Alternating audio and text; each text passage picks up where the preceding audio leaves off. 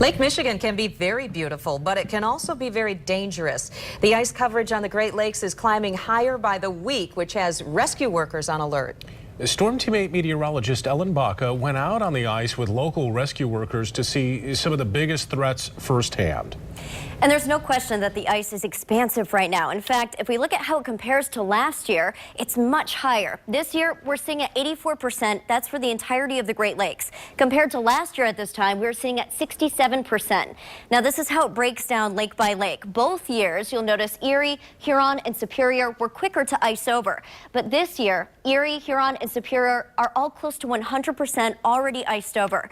Lake Michigan, on the other hand, right around 60%. Compared to last year this time, 37%. But just because there's a lot of ice doesn't mean that it's safe. And the big lesson that I learned while I was out with safety crews a week and a half ago, no ice is safe ice. It's a powerful draw. The call of Lake Michigan in wintertime. Kind of real washed out beauty, like a desert.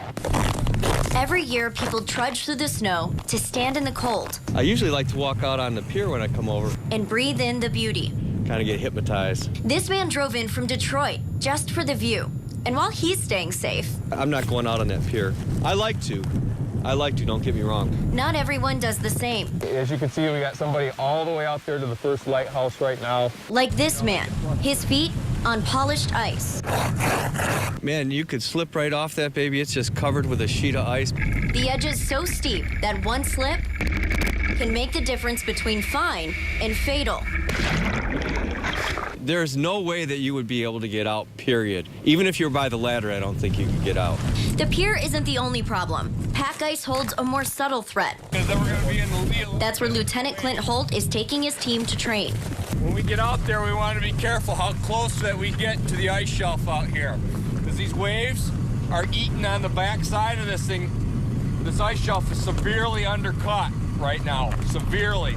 Great Lakes ice cover this season has topped 80%. But just because there's a lot of ice doesn't mean it's strong. Sand weakens the ice. Here, this thing is in danger, could be in danger of falling in. You see them up there as well. There's also a hidden threat. Streaming under the ice in between the mounds of snow is a current of rushing water. So even though people might think they're safe, they may not be. Lake Michigan is too unpredictable. Like I said, the freezing, the thawing, the heaving of this ice, very unstable. Last season, when the ice started stacking high, Lieutenant Holt tried to get ahead of the hazard. I guess, I get frustrated, I guess is a word. He scheduled a media day to warn people. That's where Brian Lemieux nearly drowned on Saturday. Before I knew it, I was just in the water. No warning. No warning that quick. But after the story aired, I think we had 7 in one day. That's 7 ice rescues in just one day. Just to compare, the team averages 2 ice rescues for the entire season. Nobody should be able to put someone else's life at risk trying to help them from their own bad decisions. Holt is hoping for change, but no ice is safe ice. And rescuers tell me that a big problem that they have are people who try to help but do it in the wrong way. If you see someone fall in, you should absolutely call 911, but don't try to perform the rescue yourself. Rescuers tell me so many times a person who's trying to help will also end up falling in the water, and that makes the rescue even harder.